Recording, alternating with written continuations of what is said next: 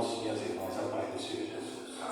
Vamos ficar de pé, vamos fazer mais uma oração, agradecendo a Deus por tudo que Ele tem feito em nossa vida. Logo após a oração, o pastor aqui vai louvar. Nos estão, ora aqui na dor.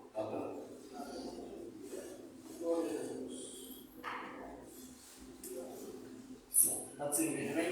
Amém. Santíssimo Deus, nosso Pai, queremos que a gente receba toda a igreja da presença, onde juntos estaremos aplicando pelo seu nome, na vida da santidade.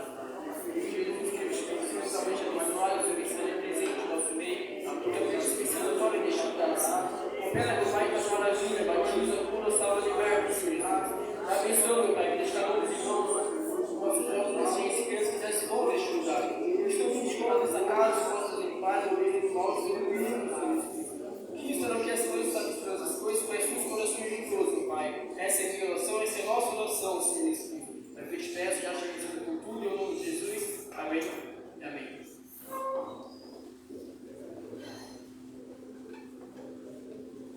Salve da igreja na paz do Senhor, amém? Amém. Louvamos ao Senhor, irmãos. Meditação. Nosso pastor é número 5 da nossa área, também bastante conhecido. Glória a Deus.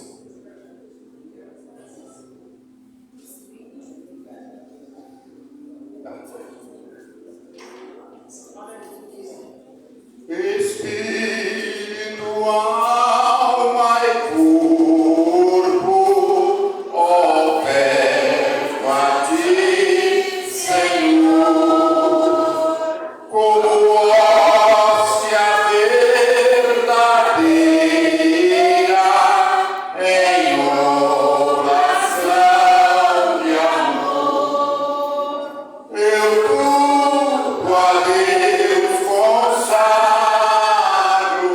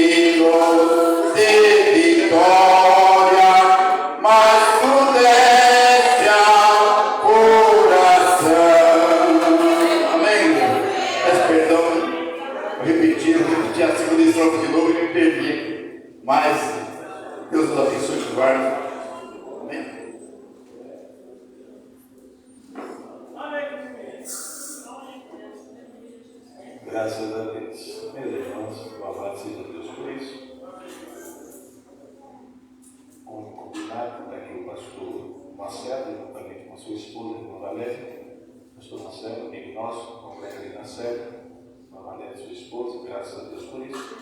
Então ele está aqui conosco hoje, convidado, né? E a igreja também pediu, viu? Esse trabalho aqui, viu? A igreja pediu, viu? E tocou em meu coração e me logo do pastor Marcelo, né? Ele é professor de teologia ali na sede, né? E formado na FAESP, um homem abençoado e ensinador. Então está conosco hoje aqui. Deus te abençoe, pastor Marcelo, sua esposa. Então o senhor vai dar a palavra. Obrigado. Aleluia! Deus abençoe, meus irmãos. Cumprimento com a paz do Senhor Jesus. Amém. Agradecer a Deus pelo privilégio nessa noite de estar aqui. Pastor Adilson, um amigo, um companheiro, sempre muito educado, sua família. Quero agradecer a Deus, louvar a Deus pela vida dos companheiros, pastor Levi e todos os irmãos. Deus abençoe grandemente a igreja do Jurema. A minha é uma alegria retornar esse lugar. O pastor Edilson, ele conversou comigo acerca de para nós fazermos aqui nos 2 dias, nas 2 terças-feiras. Ele me deu um tema sobre corpo, alma e espírito. Na verdade, dentro da Bíblia, irmãos, nós estudamos essa matéria com o nome de antropologia. Antropologia bíblica. Antropologia é uma matéria secular, que é o estudo do homem. Mas a antropologia bíblica é o estudo do homem pela perspectiva bíblica, né? Pela perspectiva do criacionismo. Hoje, quando nós falamos de homem, né, do gênero humano, hoje é uma discussão muito grande. Inclusive, nós estamos estudando na revista da Escola Dominical, falando bastante sobre o gênero humano. Mas antes da gente iniciar, irmãos, eu quero que os irmãos abram a sua Bíblia, 1 Tessalonicenses, no capítulo 5, e o versículo de número 23. Eu coloquei aqui, irmãos, eu vou basear nossa fala aqui na nossa declaração de fé. Daqui a pouco eu vou falar um pouquinho sobre ela. 1 Tessalonicenses, capítulo 5, verso de número 23.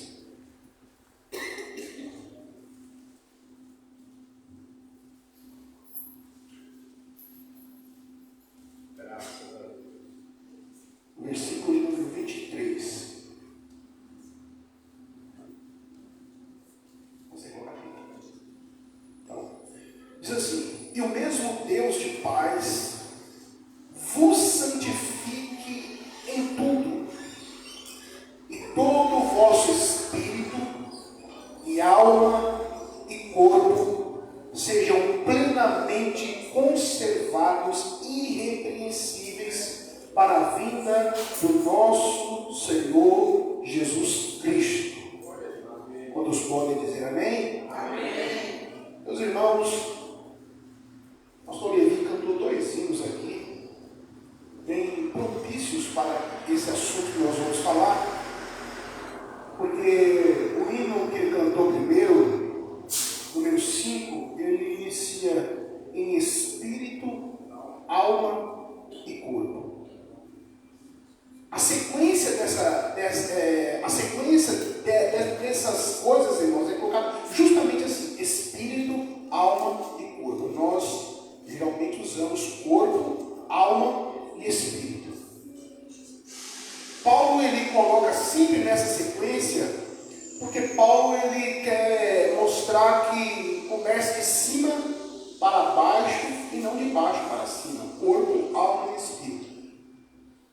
O pastor Adilson falou para mim falar sobre esse tema, corpo, alma e espírito, espírito, alma e corpo. Eu pensei na nossa declaração de fé, para os irmãos que não conhecem a declaração de fé. Declaração de fé é um documento, irmãos, da Igreja Assembleia de Deus, que foi desenvolvido há alguns anos. E a declaração de fé, na verdade, irmão, todas as igrejas têm uma declaração de fé. A declaração de fé é uma espécie de um documento onde você coloca todas as doutrinas que você crê em credo. é uma confissão de fé, regra ou declaração de fé. Toda igreja ou denominação no mundo possui um tipo de conjunto de crença, seja escrito ou não importando o nome dado aos seus ensinos, né, que norteiam uma vida. Então a declaração de fé, esse livro aqui, irmãos, ele tem 24 doutrinas. Ele tem 24 doutrinas para os irmãos que são obreiros. Eu aconselho aos irmãos adquirirem, as irmãs, professores de escola dominical, porque toda a nossa doutrina, todo o nosso credo, tudo aquilo que nós acreditamos, ele está colocado neste livro. Na verdade, isso aqui, irmãos, é um curso básico em teologia. Os irmãos que não puderem estudar teologia, compre a declaração de fé, leia a declaração de fé. Todas as doutrinas estão aqui. Doutrina do Espírito, né, das Escrituras, sobre Deus, sobre a Trindade, sobre a identidade de Jesus, a obra de Cristo, o Espírito Santo, o homem, as Escrituras, o pecado, a salvação, sobre a igreja, sobre o batismo, sobre a ceia, sobre o governo da igreja. Temos 24 doutrinas aqui, irmãos. Então é um livro muito interessante. E aqui nós vamos estudar hoje o capítulo de número 7, que é o tema que nós acabamos de ler, né? Vamos iniciar aqui, irmão, falando sobre o gênero humano. Consegue colocar aqui? Eu coloquei um PDF ali, só para a gente acompanhar mais ou menos. Depois, se os irmãos quiserem, os irmãos podem imprimir em 2 folhas. Ali, talvez os irmãos muito aí. Os irmãos não vão conseguir ler muito bem, mas eu vou acompanhar por aqui. Nós vamos começar falando sobre o gênero humano. Depois nós vamos falar sobre a constituição do homem, que é uma tricotomia. Depois nós vamos falar sobre o espírito. Nós vamos falar sobre o corpo. Vamos falar sobre a alma. Nossa declaração de fé diz assim: nós cremos, professamos e ensinamos que o homem é uma criação de Deus. O primeiro ponto factual aqui, irmãos, é que o homem é uma criação de Deus.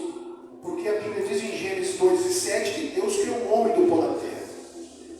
Essa doutrina aqui, irmãos, ela chama doutrina do criacionismo.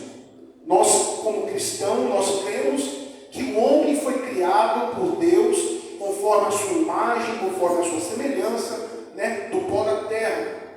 Isso vai de encontro diretamente com a doutrina, irmãos, do pensamento acadêmico, científico, sobre o evolucionismo, né, de Charles Darwin, que diz que o homem é uma evolução. Isso aqui, irmãos, cientificamente falando, não existe nenhuma base para falar que o homem ele veio de uma evolução. Porque os próprios cientistas, eles não conseguem explicar como surgiu, né, os primeiros focos de vida no universo. Como que surgiu o universo, como que surgiu a matéria, como que surgiu a energia. E quando eles falam de evolução, irmãos, parte do princípio que o homem evoluiu de uma ameba, de um animal, né? Como eles dizem, do macaco, que é um primata, que é muito semelhante na sua forma física com o homem. Mas dentro da natureza, irmãos, nós não vemos nenhum tipo de evolução desse tipo. Nós sabemos que cachorro, a Bíblia diz que Deus criou o homem à sua imagem e semelhança, e a Bíblia diz que Deus criou os animais, cada um segundo a sua espécie. Ou seja, peixe sempre vai produzir peixe, cachorro sempre vai produzir cachorro, pássaro sempre vai produzir pássaro. Então, isso aqui já é uma barreira para o pensamento da teoria da evolução, porque não existe nenhum tipo de prova científica que um cachorro evoluiu para virar uma ave. Mas, isso é um assunto para outra hora. A palavra homem aqui, irmãos, que aparece na Bíblia a primeira vez, a palavra é Adam, né?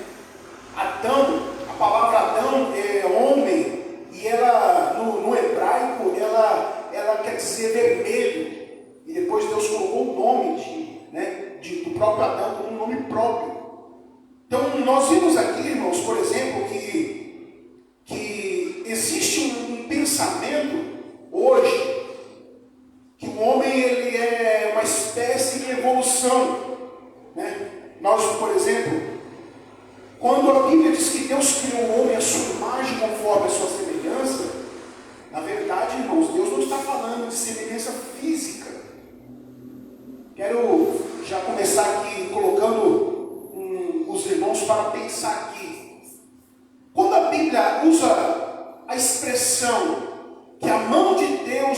encolhida para que não possa salvar, nem os seus ouvidos estão agravados para que não possa ouvir, isso são mensagens metafóricas.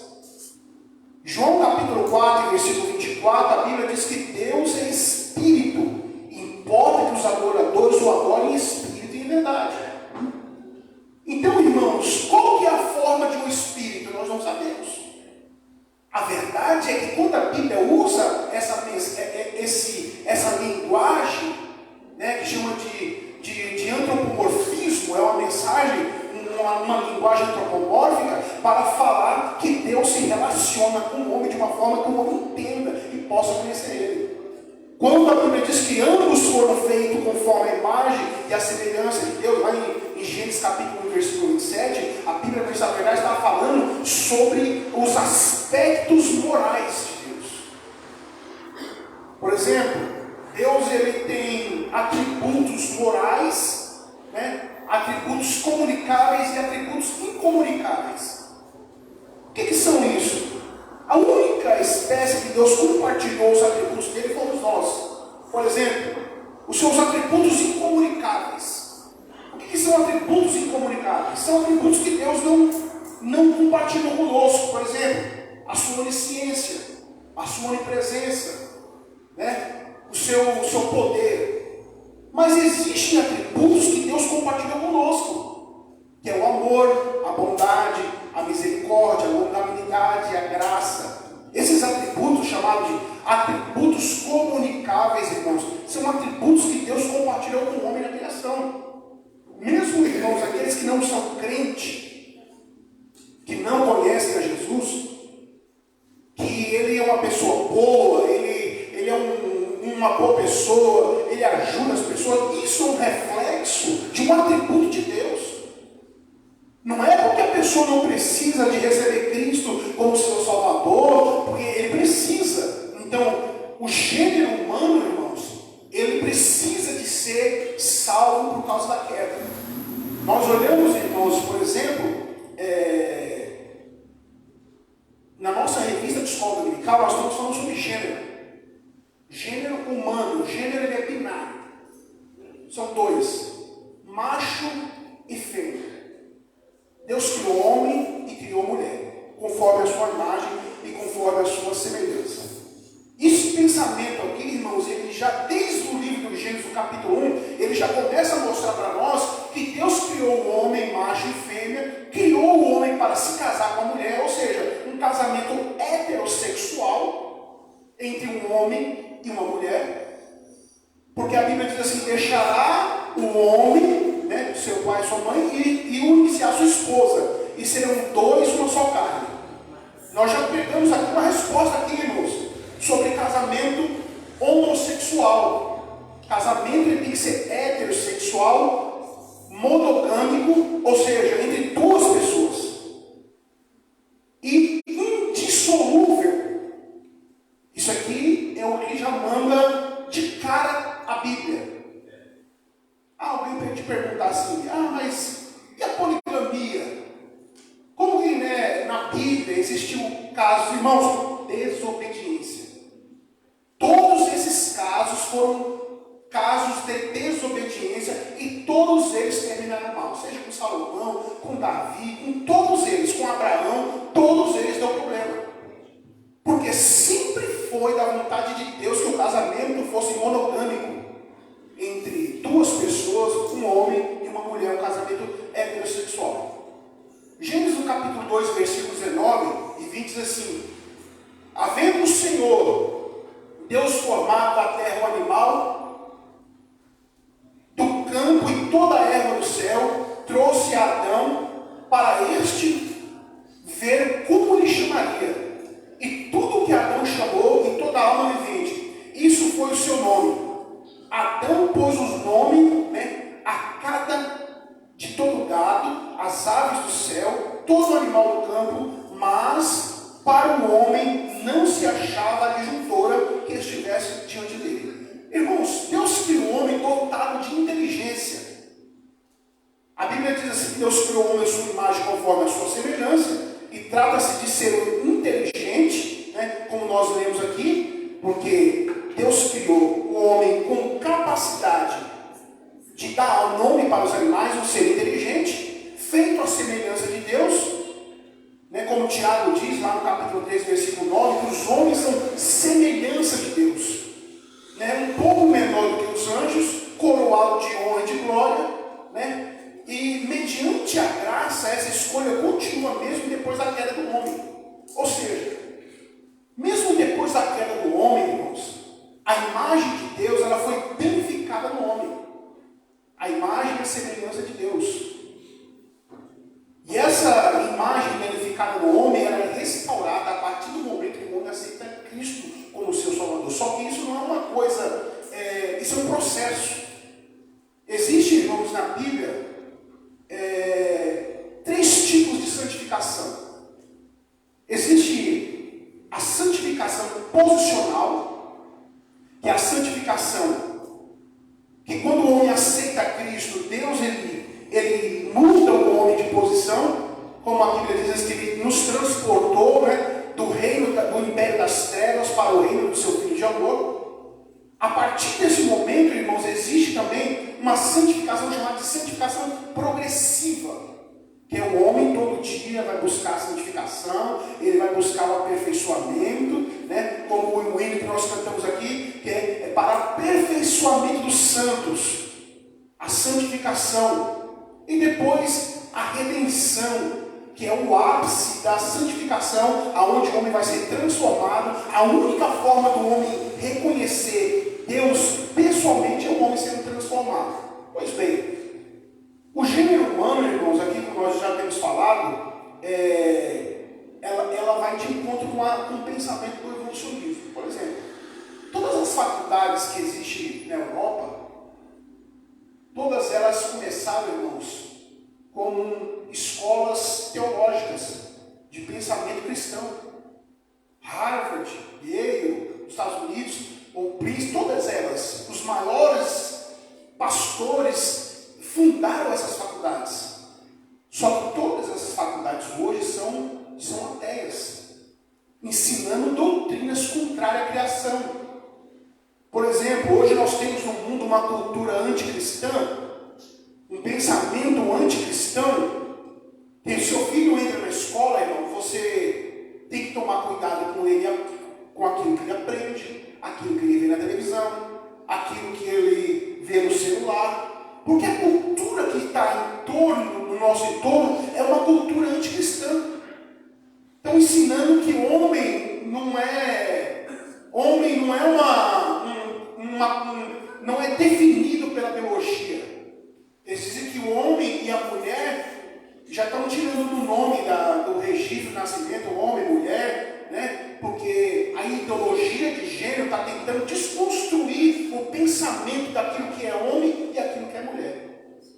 A desconstrução, irmãos, é um processo lento e que vem sendo trabalhado há muito tempo no nosso meio. A desconstrução do gênero. Se nós olharmos para o Brasil há 40 anos atrás, na década de 70, aqui não tinha divórcio. O pensamento do divórcio, da desconstrução da família, da desconstrução do gênero humano, ele começou a partir das televisões. Por exemplo, a Globo lançou uma novela chamada Despedida de Casado, que na época da ditadura militar, eles barraram essa novela, porque ela tratava de divórcio. No Brasil não tinha divórcio, tinha desquite. A censura barrou a novela, e depois, em 84, quando o regime militar caiu, eles voltaram a novela, e no mesmo ano a discussão do divórcio foi aprovada.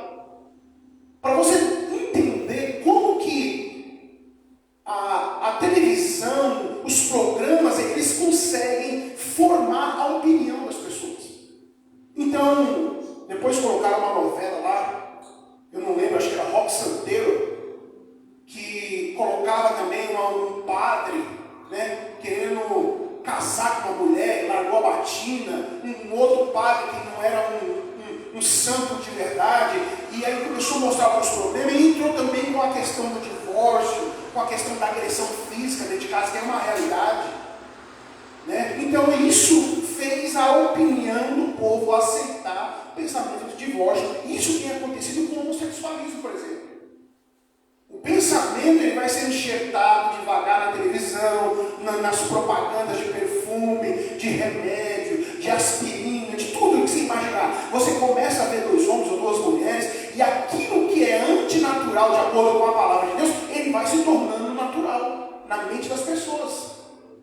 Então isso é um cuidado que nós temos que ter.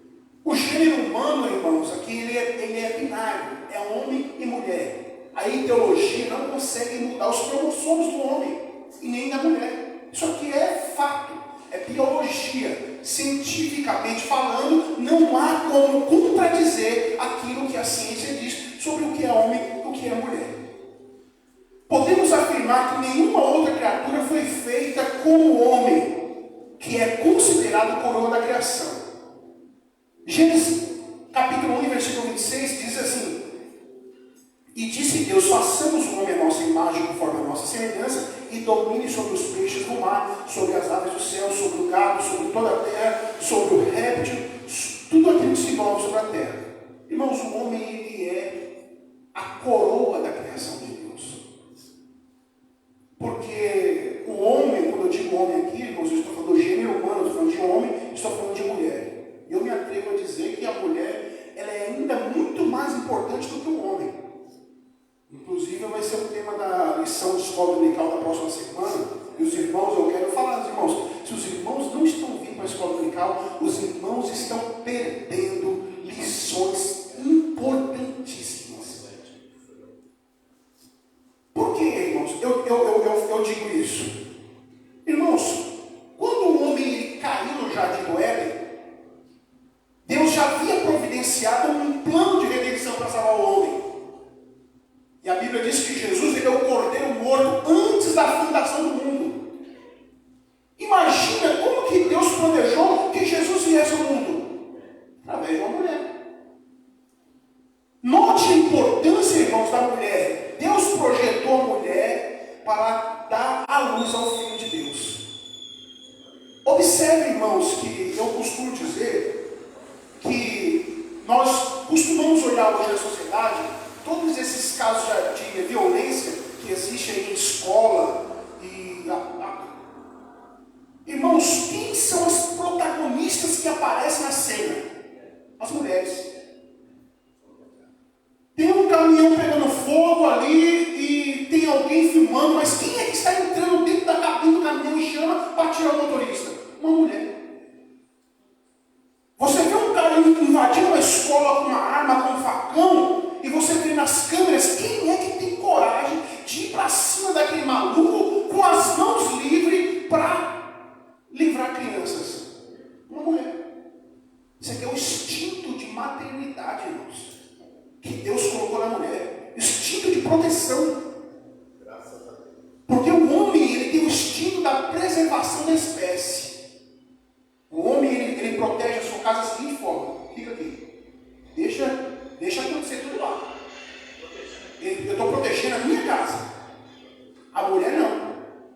A mulher não importa se é filho dela, a mulher não importa se é preto, se é branco, se é gordo, se é magro, ela não importa quem seja, ela entra e ela vai comprar, vai para cima. Porque o senso de justiça da mulher é diferente do homem. Só que ambos, irmãos, se completam. Deus criou o homem e a mulher, e quando nós estamos falando sobre gênero binário, o homem e a mulher eles se completam, irmãos. Não é porque um é mais importante do que o outro, é porque Deus criou o homem e a mulher de uma forma que eles se completassem. Então, irmãos, isso aqui que é importante nós sabermos. Por isso eu já quero parabenizar de antemão as mulheres, porque nós estamos vendo que nesse mundo que nós estamos vivendo hoje, irmãos, daqui a pouco nós vamos entrar mais na questão do corpo-alma.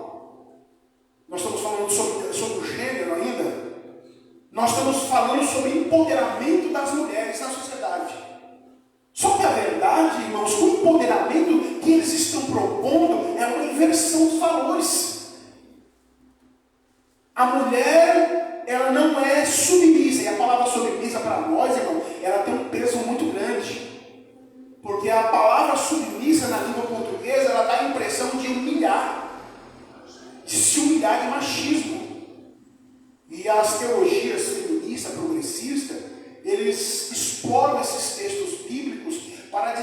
Bíblia é machista, que o casamento patriarcal, que o homem é o cabeça da casa, que o homem é o chefe lá e Cristo é o cabeça da igreja, é uma coisa machista. Isso não é verdade, irmãos. Quem foram as maiores colaboradoras do ministério de Jesus? As mulheres. Do ministério de Paulo? As mulheres. Inclusive uma chegou a morrer e os apóstolos oraram para Deus ressuscitar ela, porque ela fazia roupa dos apóstolos. A importância de Dorcas, a importância da mulher para o ministério. Não é porque a Bíblia é machista, que a Bíblia, ela não é, irmãos, é porque a Bíblia tem um padrão, um pensamento, e ela não evolui de acordo com a cultura, de acordo com a filosofia, ou de acordo com a opinião das pessoas. E o relativismo, irmãos, é um pensamento moderno, aliás, a pós-modernidade, que diz que não existe verdade absoluta. Não existe esse negócio de um está certo e outro está errado. A verdade, ela é relativa. Porque você fala uma coisa e o outro fala outra. Uma verdade e o outro tem a verdade dele. Ou seja, não existe uma verdade absoluta. E a verdade é que existe. Porque Jesus falou assim, eu sou o caminho, a verdade e a vida. Ninguém vem ao Pai a não ser por mim. Então existe verdade absoluta e a matemática é uma prova disso. Matemática, irmãos, ela prova que existe a verdade absoluta, porque 1 mais 1 é 2 em qualquer lugar do mundo. Não tem como você falar que 1 mais 1 é 3. Então a matemática prova que existe uma verdade absoluta e que o relativismo, na verdade, ela é uma invenção. Isso ele combate diretamente as Escrituras, porque eles dizem que a Bíblia precisa ser reeditada, reescrita, atualizada. Isso na verdade não é verdade. A verdade é que o homem precisa se adequar à Bíblia e não a Bíblia se adequar ao homem. Então, irmãos, falando aqui um pouco sobre o gênero humano, vamos falar um pouco sobre a constituição humana. O primeiro ponto, falar sobre a constituição humana. A tricotomia. O que é uma tricotomia? Nós lemos um texto que a Bíblia diz que Deus santifique no seu espírito, alma e corpo. Existem duas doutrinas, uma doutrina da tricotomia e a doutrina da dicotomia, aonde diz que o homem ele é dividido apenas em duas partes. A parte material e a parte espiritual. E a verdade é que o homem é dividido entre uma parte material e uma parte espiritual. Mas a parte espiritual ela se divide em duas partes, que é o espírito e a alma. Então o homem ele é constituído de espírito, alma e corpo. Uma tricotomia. Nós entendemos que o ser humano é constituído de três substâncias. Física, que é o corpo, e duas materiais. Alma e espírito. Desculpa, duas imateriais. Exemplo dessa constituição, nós temos no próprio Jesus. Quem pode ler para mim Lucas capítulo 23, versículo 46? Lucas 26 e 46.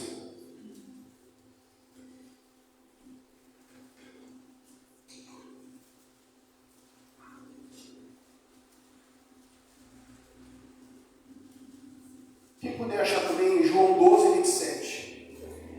23 e 46 e João 12, 27. E clamando Jesus com grande voz, disse: Pai, nas tuas mãos entrego o meu espírito. E havendo dito isto, expirou. E João 12 e 27, por favor. Agora minha alma está perturbada. Quem direi eu? Pai, salva-me desta hora. Mas para esta hora é que eu... Então, nós vimos aqui, irmãos, João 12, Jesus com grande voz disse: Pai, nas suas mãos entrego meu espírito, né? E vede as minhas mãos e os meus pés, que sou eu mesmo. Tocai e vede, pois um espírito não tem carne. Desculpa, era Lucas 24, 39. Irmãos, esses dois textos aqui, ele fazem essa diferença na constituição do corpo humano. falou assim que o espírito ele não tem carne. Então é dividido a parte material e a parte espiritual. Daqui a pouco nós vamos falar o que é espírito e o que é alma. Essa doutrina aqui, irmãos, é chamada de tricotomia. Jesus aqui, ele é apresentado com essas três essências distintas, né? Por isso que nós lemos lá em 1 Tessalonicenses, capítulo 5, versículo 23, que todo o vosso espírito, alma e corpo sejam plenamente conservados e irrepreensíveis. Então nós aprendemos uma coisa aqui. Tanto o espírito como a alma e como o corpo, ele tem que ser irrepreensível. Porque o homem, ele peca, irmãos. E o espírito, ele pode se tornar um espírito mau ou um espírito bom. No homem, então. Espírito do homem. Por isso que a Bíblia diz que existem pessoas de espírito altivo, existem pessoas de espírito brando. E a Bíblia diz que bem-aventurados são os pobres de espírito. O que a Bíblia está dizendo aqui, pobre de espírito, não é a pobreza no sentido de mendigar, mas é no sentido de reconhecer que nós precisamos do Espírito Santo de Deus na nossa vida.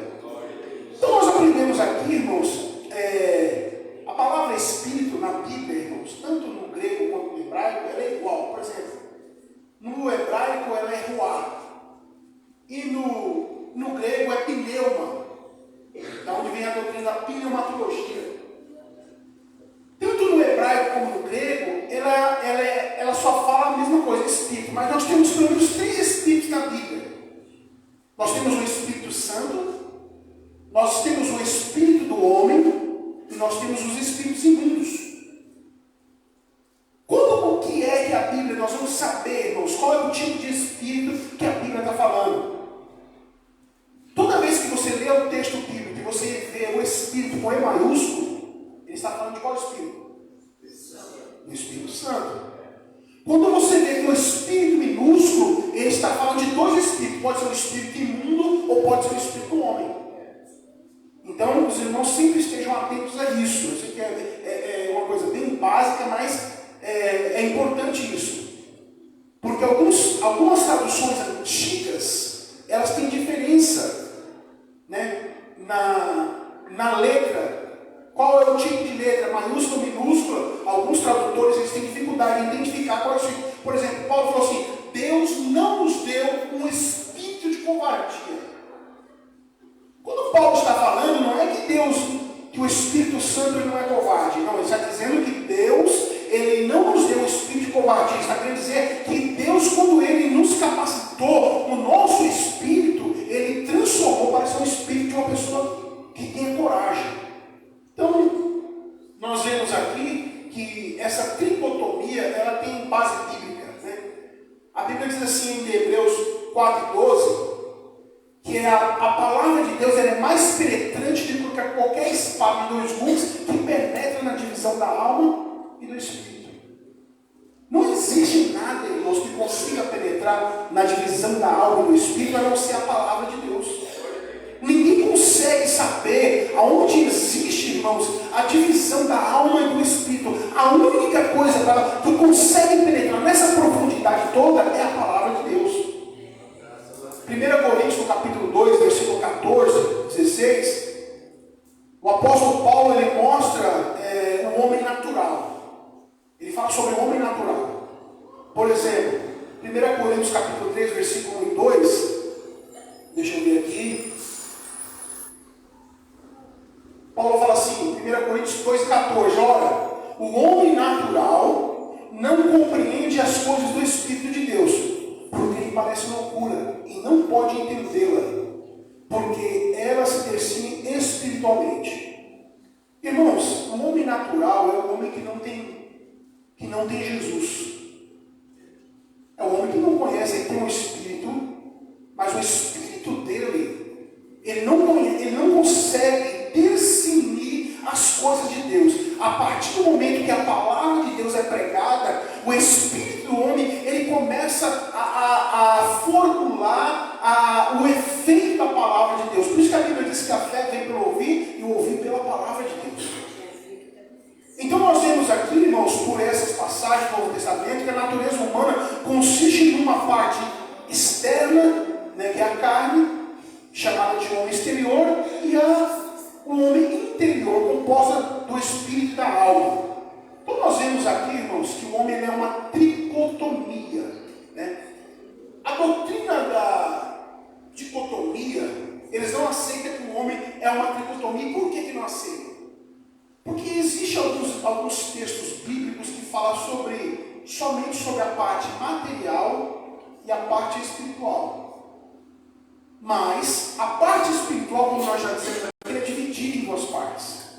Imagine, irmãos, que o homem, ele sendo uma tricotomia, ele tem três funções. O corpo tem uma função, a alma tem uma função e o espírito tem uma função. O nosso corpo, irmãos, ele é a nossa matéria física. O arianismo, que é uma seita lá da igreja primitiva, desde o começo, eles falavam que o corpo é totalmente ruim. A carne para nada servia. Por isso então saiu aquele pensamento da penitência, que o homem tinha que se penitenciar, porque a carne não servia para nada.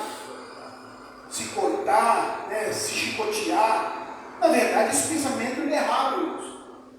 Porque o corpo ele é templo do Espírito Santo de Deus. O corpo é a parte material. Imagina que Deus criou o homem do pó da terra, e quando Deus resolveu resgatar o homem do pecado, ele virou ser humano. A Bíblia diz que ele, sendo Deus, não teve por usurpação ser igual a Deus. Antes, ele tomou a forma de servo. Foi fiel até a morte e morte de cruz. João, ele fala que no princípio era o verbo estava com Deus e o verbo era Deus. Todas as coisas foram feitas por ele, e sem ele nada do que foi feito se fez. E a Bíblia diz que o verbo se fez carne e habitou entre nós, e vimos a sua glória como a glória do unigênito Pai, cheio de graça e cheio de verdade. A única forma, irmãos, que tinha de Deus resgatar o homem era ele virando homem. É por isso que Isaías falou assim: ele é o Emanuel, é o Deus conosco. Jesus, irmãos, ele tinha duas naturezas. Ele tinha a sua natureza divina e a sua natureza humana. Isso chama de doutrina da divindade de Jesus. Ele era 100% homem e 100% Deus. Ele não era 50% homem e 50% Deus. Ele era 100% homem e 100% Deus. Porque a Bíblia diz que ele veio em carne. A única forma que o escritor aos Hebreus falou que ele podia resgatar a humanidade era ele se transformando em carne. O sumo sacerdote, que ele podia chegar diante do Pai e falar assim: Pai, eu sei o que eles passaram na terra. Sobre questão de fome, sobre questão de tentação, sobre questão de pecado. Porque a Bíblia diz que em tudo Jesus foi tentado, mas não pecou. Não é porque Jesus ele podia pecar, porque a doutrina da impecabilidade de Cristo, mas a Bíblia diz que ele foi tentado em tudo. Isaías falou que ele era provado, né? Ele foi um varão provado. O corpo, irmãos, ele é o invólucro da alma. Daniel capítulo 7, versículo 15, diz assim: quanto a mim, Daniel, o meu espírito foi abatido dentro do corpo, e as visões da minha cabeça me espantavam. Ou seja, Daniel falou assim: meu espírito está dentro do meu corpo. Então, o corpo, irmãos, ele é um envelope da alma e do espírito. O que nós vemos aqui, por exemplo, em Gênesis 35, 18, a Bíblia diz assim: e aconteceu que, saindo-lhe a alma, porque morreu, chamou seu nome Beone, mas o seu pai o chamou de Benjamim. Quando a alma sai do corpo, irmãos, o homem morre. A alma, ela em Levítico fala que a alma está ligada ao sangue. Quando a alma sai do corpo, é onde o homem morre. Quando o espírito sai do corpo, como no caso aqui de pessoas que receberam arrebatamento mente e espírito, Paulo falou que foi ao terceiro céu, ele não sabe se ele foi em carne ou se foi em espírito. Se ele foi em espírito, irmãos, é que Deus tirou o espírito dele e levou até o céu e deixou o corpo dele na terra. Mas ele não sabia se tinha um corpo ou se tinha um espírito. Quando o espírito sai do corpo, irmãos, o homem não morre, mas quando a alma sai do corpo, o corpo morre. Então, quando há uma possessão demoníaca, por exemplo, o demônio, ele entra no corpo da pessoa e ele toma, irmãos, a alma da pessoa, ele toma o espírito da pessoa. Porque ele não tem carne, então ele precisa se materializar tomando o corpo de alguém. Para possuir o corpo de alguém, para falar ou para tentar satisfazer um desejo pessoal dele, aquilo que ele não consegue fazer porque ele é um espírito. Então, nós entendemos aqui, irmãos, que o corpo ele é, como diz o texto aqui, o invólucro da alma, é a parte física. O homem exterior que se corrompe, ou seja, ele envelhece, ele é mortal. O homem é carne como criatura perecível, porque toda a carne é erva. Pedro falou assim, né, 1 Pedro 1,24, toda a carne é erva, ou seja, a carne, ela perece. A carne perece. Isso é uma prova, irmãos, de que ninguém é bom. Irmãos, se você ficar 2 ou 3 dias sem tomar banho, ninguém chega perto. E sem escovar o dente, ninguém, todo passa longe. Isso é para provar, irmãos, que nós somos pó e cinza, que não existe ninguém melhor do que ninguém, que todos nós somos iguais diante de Deus, seja o mais rico ou o mais pobre, todos somos iguais diante de Deus, somos pó e cinza. Eu não sei porquê, irmãos, algumas pessoas ficam pensando que é muito importante a ponto de passar e não querer pegar na mão do irmão, não querer dar atenção para a irmã, ou querer, irmãos, isso é uma bobeira, irmãos. É ignorância. Jesus andou com pobre, com rico, com prostituta, com bêbado, com todo tipo de gente. E era o rei da glória. Deus largou o trono dele no céu para pisar na terra. E a Bíblia diz assim, irmãos, ele se relacionou conosco. Então nós vemos aqui, irmãos, que nós rejeitamos a ideia de que o corpo é uma prisão da alma. Né? Algumas doutrinas dizem que o corpo é a prisão da alma. E o corpo é importante, irmãos, pois Deus ressuscitará. Pra você ter ideia, quando Jesus ele foi assunto ao céu, Jesus ele foi em carne para o céu. A parte material dele foi transformada, ele subiu para o céu num corpo transformado. E a carne entrou no céu. Nós, quando formos arrebatados, e quando acontecer a ressurreição do último dia, irmãos, o nosso corpo vai ser ressuscitado, vai ser transformado e vai subir num corpo glorioso transformado. Então, irmãos, o corpo é importante. A carne, irmãos, no sentido de desejo pecaminoso, ela não vai herdar, mas o nosso corpo ele vai ser transformado e nós vamos subir com Cristo juntamente com ele nos ares. O corpo é importante porque Deus o ressuscitará, como está escrito em 1 Coríntios 15:42, pois assim também a ressurreição dos mortos semeia-se em corrupção e ressuscitará em incorrupção. Para que o homem pudesse ser resgatado, irmãos, Deus ele precisou se fazer carne. Então, isso aqui, irmãos, é importante porque nós precisamos entender que isso aqui é importante. A igreja é um corpo. O corpo, a igreja, ela é constituída por duas coisas. A igreja como organismo e a igreja como organização. A igreja como organismo, ela é o corpo de Cristo. Perfeito. Sem pecado.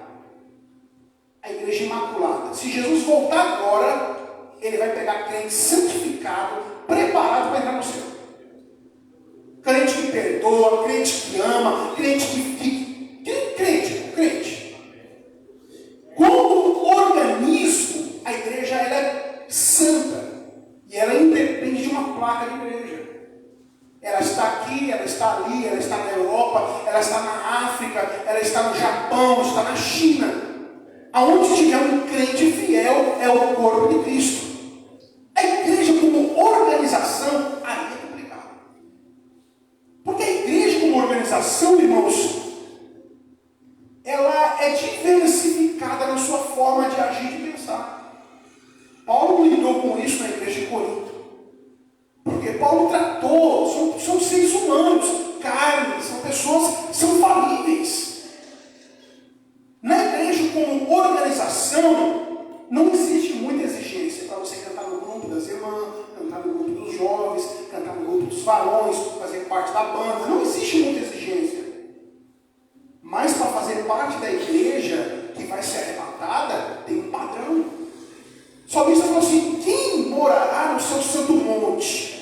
Né? Quem habitará no seu santo tabernáculo? Aquele que é puro de coração, sabe? Que não calunia, que não difama. Então, irmãos, essa igreja, a igreja que vai ser arrebatada, ela é diferente. É por isso que Paulo ele fala assim: olha, o vosso corpo é templo do Espírito Santo de Deus, e ele precisa de ser santificado. Quando Paulo fala isso para a igreja de Corinto, para os irmãos terem ideia, a carta de Paulo aos Coríntios, quando você começa a ler no primeiro capítulo, você vai ver do capítulo 1 ao capítulo 4, Paulo tratando de um problema gravíssimo: divisão da igreja. Ah, eu sou de Paulo, eu sou de Apolo, sou de Pedro, eu sou de Jesus, sou de Cristo. Aí Paulo falou que esse aqui eram os piores. Porque esse aqui não reconhecia Paulo, não reconhecia Pedro, não reconhecia Paulo, não reconhecia ninguém. Paulo começa a tratar esse problema na igreja. Por quê? A igreja de Corinto, irmãos, a cidade de Corinto era uma cidade idólatra. Que os ídolos estavam embutidos na cultura e na memória das pessoas. Quando as pessoas vêm para a igreja, as pessoas começam a fazer os seus ídolos dentro da igreja. Começam a trazer os pensamentos que estão lá fora e começam a adaptar eles dentro da igreja.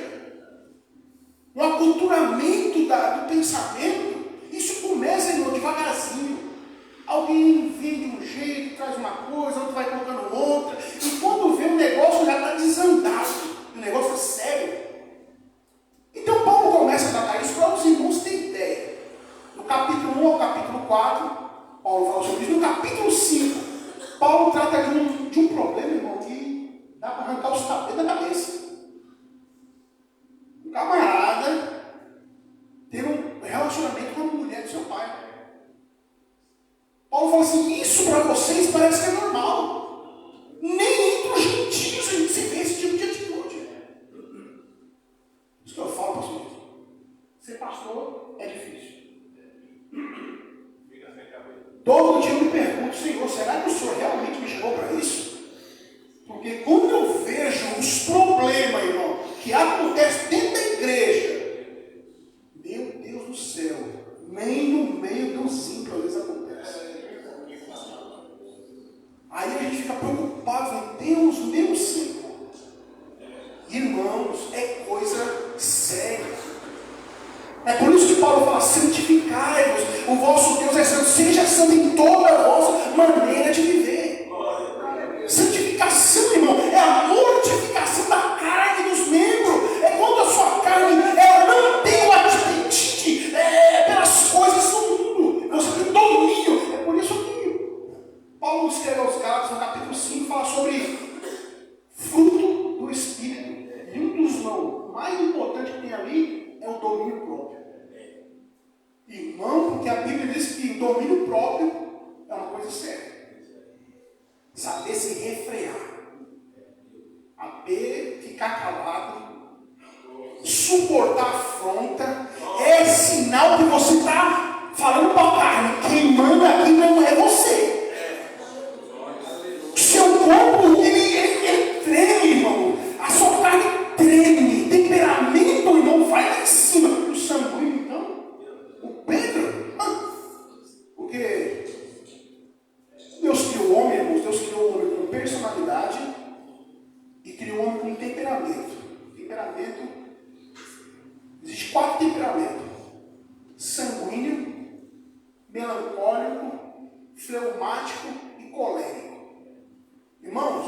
sanguíneo, igual Pedro, era um tipo de cara, de pessoa, de crente, de homem, de mulher, que também tem. É aquele assim, se o pastor falar, vamos fazer isso, ele pula na frente, vamos pastor, começa porque ele tem aquele negócio, aquela vontade, mas ele não consegue. Ele vai e daqui a pouco ele para. Começa igual um furacão. Ele vai assim, daqui a pouco ele para. E o sanguíneo, irmão, quando ele não é convertido, o negócio é sério. Meu Deus, se você pisar no pé dele, meio misericórdia, irmão. Ele fala, meu filho, eu fui batizado, mas meus braços estão pro lado de fora. Sou baiano, sempre baiano, irmão. Seja baiano, pernambucano, cearense, paraibano. Quando a pessoa recebe a transformação, ele tem um temperamento controlado, ele não morre. O temperamento e a personalidade do homem continua nele. Se ele era valente no mundo, ele vai ser valente para Cristo agora. É o pastor Leonel Cabral falou lá na sede que Deus vai usar o homem de acordo com a sua personalidade. Conheci um camarada, irmão, ele falou para mim, quando eu era do mundo, mostrou os recortes de jornal, quando foi preso, uma caçamba cheia de arma, fuzil, o helicóptero desceu dentro do barreiro lá para retirar ele. Valente, irmão. Falei, e agora, como você está? Meio devagar, não sei o que, meu filho, toma vergonha na tua cara. Quando você estava cheio de demônio, você fazia isso, agora que Jesus te salvou, você vai ficar de cabeça baixa. Deus quer essa valentia, é para servir a Ele. Lembra do endemoniado gadareno?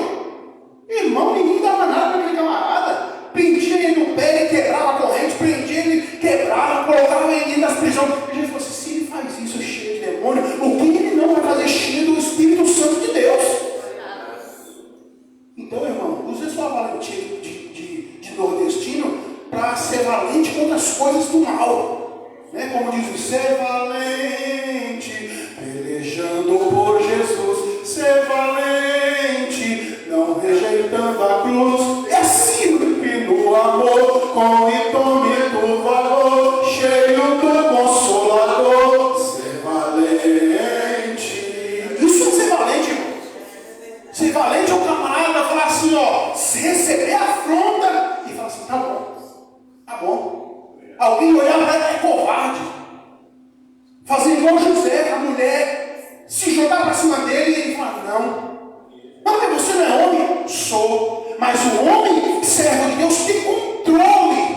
E nós precisamos, irmão. E quando eu falo isso, eu falo debaixo da misericórdia de Deus, porque eu preciso da graça e da misericórdia dele todo dia. E toda a minha oração, eu dobro meu joelho. A única coisa que eu peço para Deus, Senhor, usa de misericórdia na minha vida. A gente precisa que eu diminua e que o Senhor cresça. A nossa carne, irmão, precisa ser modificada. Ela não serve, irmão. Aleluia, ela tem que ser mudada. Porque ela é templo do Espírito Santo de Deus. Isso aqui é importante, irmãos, porque nós vemos que no Antigo Testamento o Espírito de Deus habitava com o homem, mas não pessoalmente com o homem, dentro do homem. Quando o homem começou a pecar demais, lá no capítulo 6 de Gênesis, falou assim, o meu Espírito não habitará mais com o homem. Deixa agora, entregue nas suas paixões, nas suas concupiscências. Vai ser entregue. Mas ele continuou operando no homem para fazer o homem se arrepender, se converter. Chamado de a lei moral que Deus colocou dentro do homem. Deus colocou uma lei dentro de nós, irmãos, em qualquer lugar do mundo. Eu estou acabando. Vou parar aqui um pouco, depois a gente continua. Dentro do homem tem uma chamada lei moral. A lei moral, ela serve, irmãos, em qualquer lugar do mundo. Qualquer lugar do mundo, o homem sabe que é pecado matar, é pecado roubar, é pecado prostituir, é pecado bater, ofender, agredir. Isso aqui é uma lei moral. São princípios que Deus colocou dentro do homem, independente da cultura. Ele pode ser um jovem que nasceu lá na Guatemala, numa tribo indígena. Nem sei que tribo indígena é Guatemala. Mas ele nasceu lá no meio do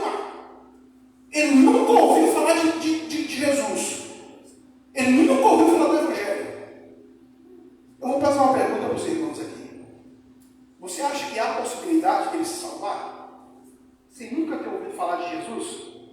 Quem acredita que sim, levanta a mão. Pode falar, tem um ali, pode falar. Aí eu vou colocar de outra forma. Você acha que Deus seria injusto? Quem acredita que há possibilidade de nos salvar, levanta a mão. E eu digo, irmãos, que a Bíblia fala que não há possibilidade. Vou explicar. Às vezes ele nunca ouviu o Evangelho. Mas a Bíblia de Jesus diz: eu sou o caminho, a verdade e a vida. E ninguém vem ao Pai a não ser por mim. Primeiro ponto. Não existe salvação fora de Jesus. Se a pessoa nunca ouviu falar de Jesus, primeira coisa, não haverá salvação. Aí nós brincamos, então como que Deus vai fazer para julgar uma pessoa? Porque a pessoa vai chegar e vai falar assim: Senhor, nunca ouvi falar do Senhor. Como que eu ia te aceitar? Como que eu ia te aceitar? Né? Então, a primeira coisa, Paulo ele fala assim para a igreja, né? Como eles ouvirão se não há quem pregue? Como pregarão se não há quem ouvir? Entendeu? Então, o que Paulo ele fala sobre isso? Quando a gente vai ler em Romanos, capítulo de número 2, deixa eu ver se eu acho aqui.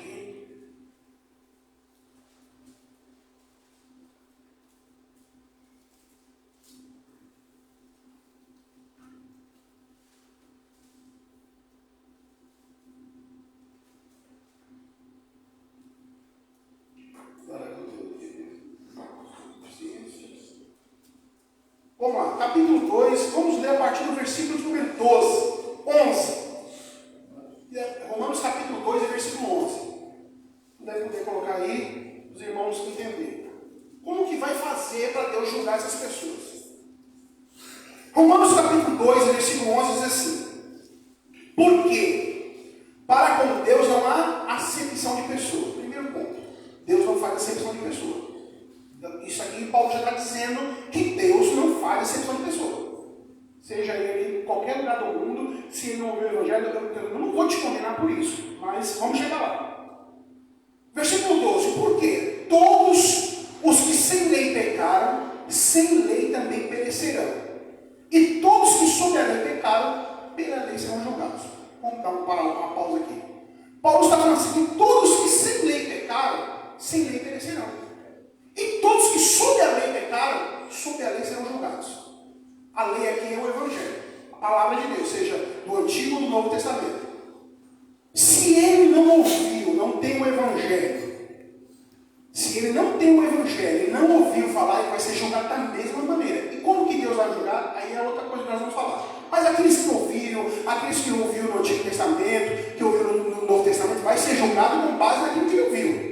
Versículo de número 13, por quê? Os que ouvem a lei não são justos diante de Deus, mas os que praticam a lei hão de ser justificados. Primeiro ponto, não é o fato de você ouvir que você vai ser salvo, você tem que obedecer.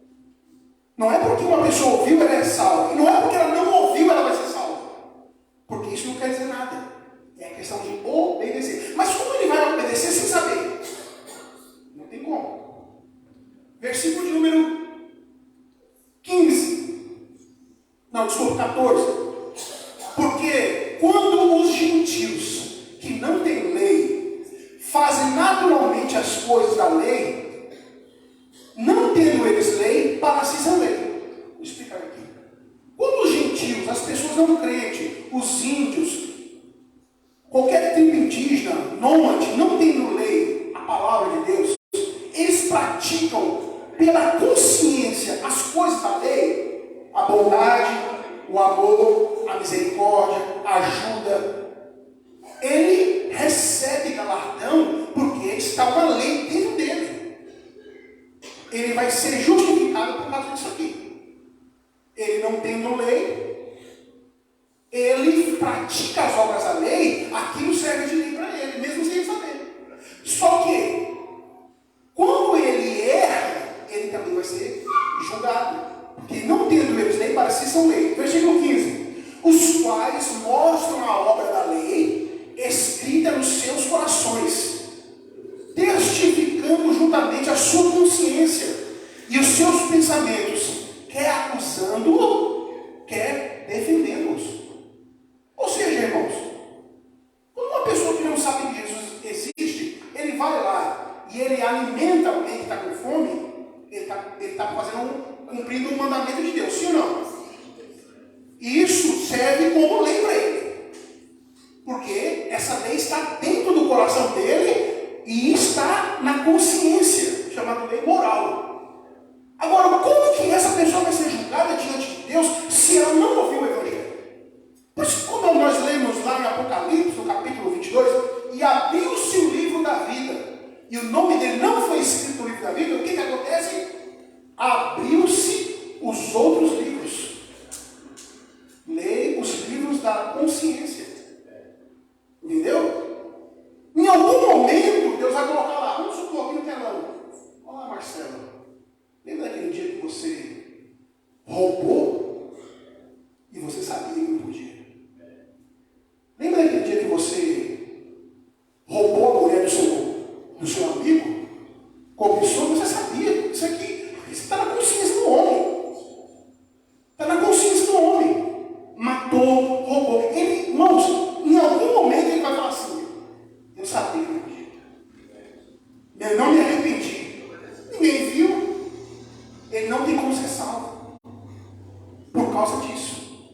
Mas é por isso que a Bíblia manda a gente pregar o Evangelho a tempo, a fora de tempo, seja, irmão, de qualquer maneira, nas praças, na rua, no trem, na televisão, no rádio, na internet. Prega o Evangelho, fala de Jesus, irmão. Não há desculpa para essas pessoas diante de Deus. Porque você imagina, irmãos, que o juízo para aqueles que ouviram é maior. Irmão, o juízo não é maior para essas pessoas. O juízo é maior para quem ouviu e não obedeceu. Você lembra de Tomé? Jesus falou: Tomé, bem-aventurado foram os que não viram, mas creram. Ah, mas eu só creio se isso. Não. Nós temos que tomar cuidado, irmãos. Nós temos que tomar cuidado. Porque a nossa carne para nada serve. Nosso corpo, irmãos, para nada serve no sentido de ele só nos leva, irmão, porque depois, na próxima terça-feira, a gente vai falar sobre a alma e o espírito. Nós vamos entender quando a alma pende para o pecado, irmão. O seu corpo, ele chama e a alma fala assim: eu quero. Irmãos, por isso que a Bíblia manda nós controlarmos nossos instintos.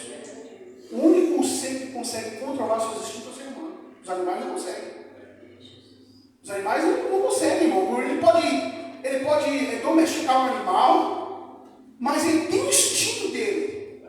Mas o homem transformar, fala assim: olha, transformar, não vos conformeis com esse mundo, mas transformai-vos pela renovação do vosso entendimento, para que você saiba qual é a boa, perfeita vontade agradável de Deus, que é o vosso culto racional. Apresentai os vossos corpos como sacrifício vivo, que é o vosso culto racional. Deus abençoe.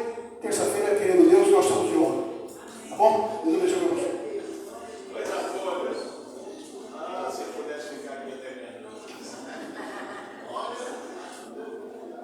Eu pudesse ficar aqui até meia-noite, mas eles não querem, é por isso que eu vou embora. Meu filho, coisa boa. Glória a Deus.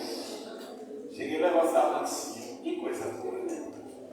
Vocês estão felizes com Jesus? Amém. Boa esta palavra, viu? Graças a Deus. Muito boa esta palavra. Sempre eu falo aqui na congregação, os irmãos sabem disso.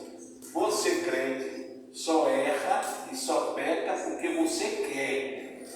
Você tem a Bíblia, você tem a bússola que lhe mostra tudo. Então a gente só peca e erra porque a gente quer. Não é isso mesmo? Amém. Então, graças a Deus. Pastor Marcelo, Deus abençoe. Deus abençoe. Na semana tem mais. Na semana tem mais. Glórias a Deus por isso. Meus irmãos, nós vamos agora abençoar com os dízimos e oferta para a manutenção da casa do Senhor. A irmã Valéria vai louvar para a semana, viu? Glórias a Deus. Para a semana ela vai louvar aqui. É praticamente que nós vamos encerrar esse trabalho, né? Não vai. Irmãos, deixa eu dizer. A Bíblia diz, presta atenção para mim, diz que o coração, né? Diz que a boca só fala que o coração está cheio, né?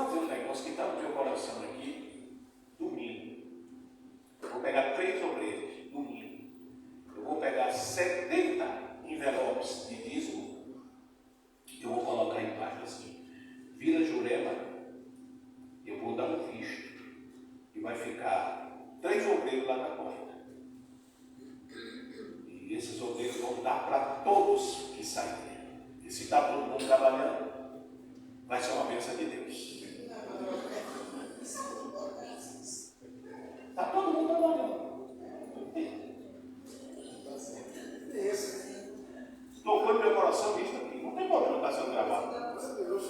79 eu vou levar hoje, quero hoje. Eu vou fazer bem devagarzinho e vou colocar a vida do Juliana Pestana. E vou dar um vídeo. E vai ficar 3 ou 3 domingos para entregar todos lá na porta. Ah, pastor, mas eu já tenho. Não, você vai levar um. E até a ceia a gente vai ter resposta. Glórias a Deus. Amém? Amém. Olha aí.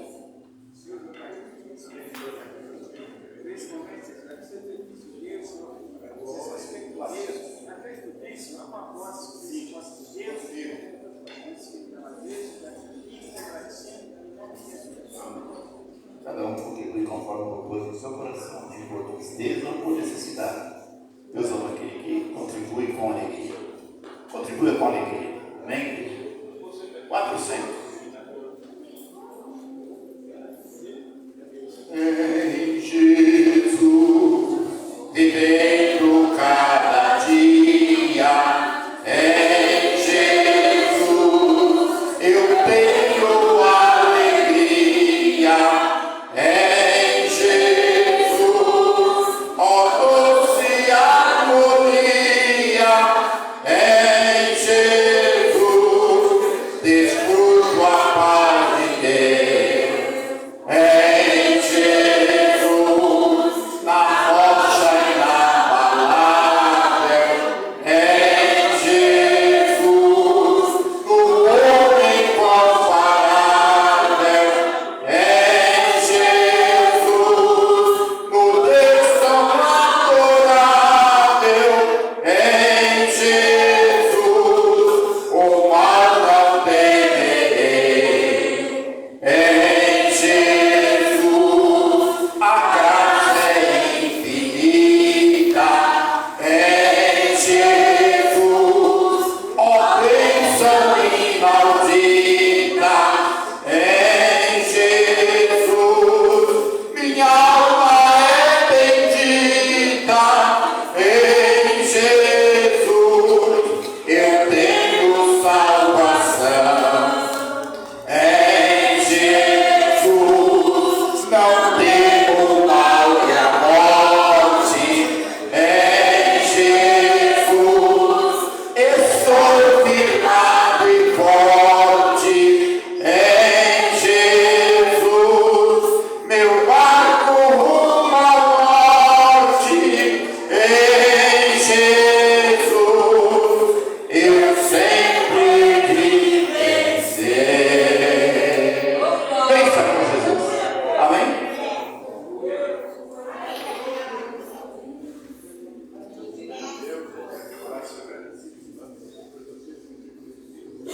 Graças a Deus. Vamos ficar em pé, vamos agradecer a Deus. Glórias a Deus por isso. Pastor Alzemir ora e a gente espera com a bênção do pastor. Deus abençoe os irmãos. Terça-feira, você convida os irmãos para dar continuidade nessa bênção, uma palavra abençoada. Soberano Deus e Altíssimo Pai, nós te louvamos, Senhor, nesta noite, ó Deus, por ouvir a tua boa e preciosa palavra. Ó Senhor do Jeová, continua, Senhor, com a tua mão estendida sobre a vida de cada um de nós. Ó Senhor, continua nos dando graça, ó Deus, para que nós venhamos, Senhor, obedecer a tua palavra. Nós somos gratos ao Senhor, ó Senhor, por ouvir essa tua palavra, ó Deus, que vem diretamente do teu coração ao nosso coração. Senhor, despede a tua igreja de Pai, leva nós de Pai para nossos lares, nos dá uma boa noite debaixo da tua proteção divina, nos dá uma semana de paz, de livramento com a tua proteção. É isso que nós te pedimos, é no nome santo de Jesus. Glória a Deus. Temos suas mãos. Que a graça do nosso Senhor Jesus Cristo, o grande amor de Deus, nosso Pai, que a comunhão e a consolação do Espírito Santo sejam com todos nós. Todos digam. Deus abençoe.